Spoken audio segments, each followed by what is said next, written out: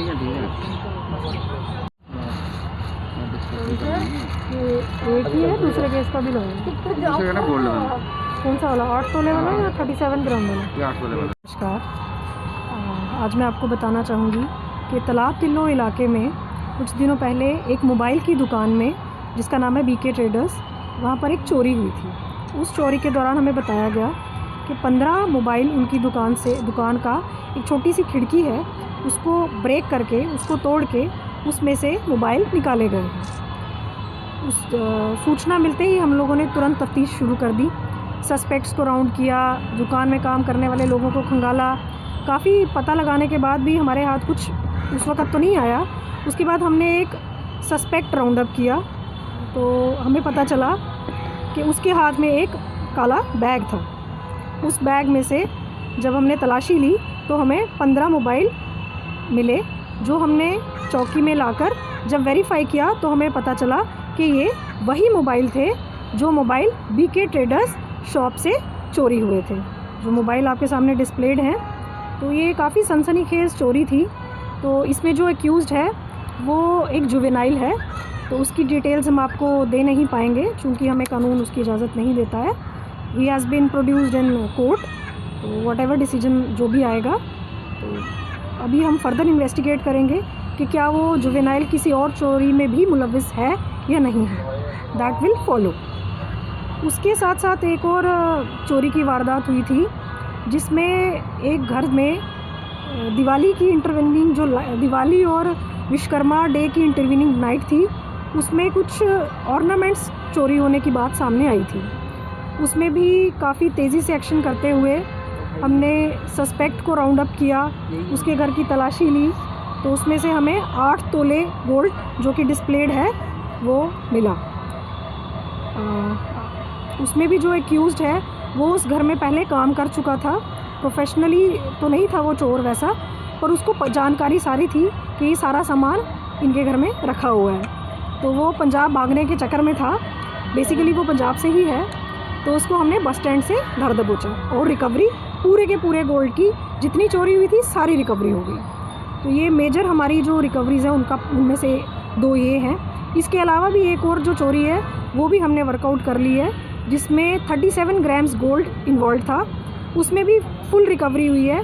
Gold के साथ साथ सिल्वर के जो ऑर्नामेंट्स वगैरह थे वो भी रिकवर हुए हैं।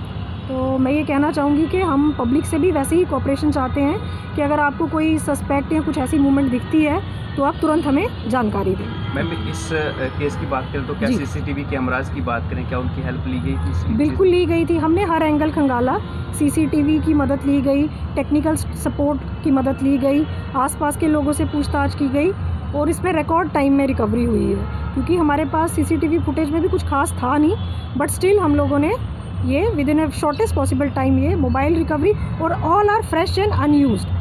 इनके IMEI नंबर हमने सर्कुलेशन पे बाकायदा लगा रखे थे ताकि हमें जितनी जल्दी हम जल्द से जल्द इसमें चोर तक पहुंचना चाहते हैं। एक धारणा बनाई जा रही है जम्मू में कि जब से यूटी बना है, कुछ ऐसे मीडिया कर्मी है, सवाल जम्मू कश्मीर पुलिस पर भी उठा रहे हैं कि पुलिस की ये नाकामी है कि जो स्थानीय लोग हैं क्या वो चोरी कर रहे हैं या बाहरी राज्यों के लोग चोरी करें। इसमें क्लियर कर दीजिए कि किसने चोरी किया, स्थानीय लोग थे या बाहरी राज्यों। देखिए मैम, पहले मैं कहूँगी, हम मानते हैं हम यूटी का पार्ट है, ठीक है, we are a UT now, let's not blame anyone कि वो बाहर का है, वो अंदर का है। चोर चोर होता है। चोर की ना ज़ात होती है, ना एरिया होता है, ना रिलीजन होता है। माई पॉइंट इज़ दैट ये चोरी एक जुवेनाइल ने की है। I will not disclose his identity, ठीक है।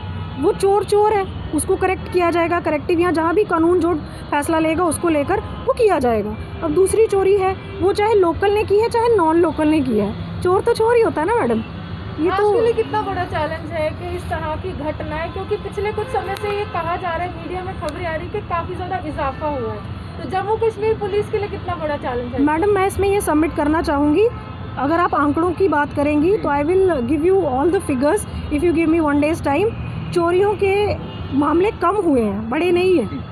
If we talk of statistics, if you fix a day with me, तो मैं आपको स्टैटिस्टिक्स दूंगी, चोरियों के मामले घटे हैं, बड़े नहीं हैं। जो अगर हम आंकड़ों की बात करें, इसके साथ एक चीज़ और जोड़ जी, देते जी, मैम, जिस तरह से चेन स्नैचिंग की बात करें, मोबाइल जबट लिए गए, जबटमारों की जी, बात जी। करें, तो पिछले 5, 10 या 15 दिन की बात जी। करें तो जब काफ़ी घटनाएं इस तरह की हुई हैं, क्या जी। जम्मू कश्मीर पुलिस जो है इस कोई गश्त की बात करें वो बढ़ा रही है, या रात के टाइम नाके जो है उनको लगा रही हैं ज़्यादा संख्या में? इसमें मैं ये कहना चाहूँगी कि रात के टाइम गश्त भी बढ़ाई गई है, चेन स्नैचिंग के मामले भी।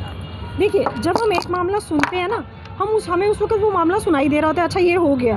हम ये पिछला भूल जाते हैं कि इसमें रिकवरी कितनी हुई है। सभ्य समाज में हम लोग ये एक्सेप्ट करते हैं कि चोरी इम्पॉसिबली रोकी तो नहीं जा सकती, मगर ये हमारा काम है उसको कैसे हम प्रिवेंट कर सकें, कैसे हम उनकी जो बढ़ती हुई तादाद है उसको घटा सकें।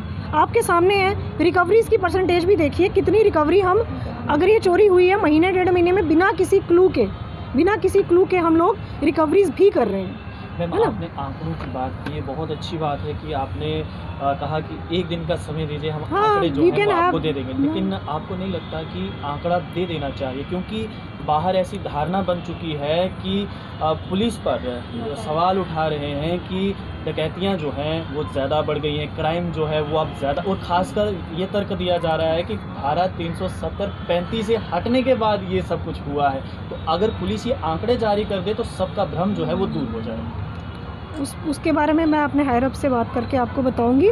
But as far as statistics of Jammu are concerned, चोरी के मामले घटे हैं, बढ़े नहीं हैं। That I can assure you. You can come to my office.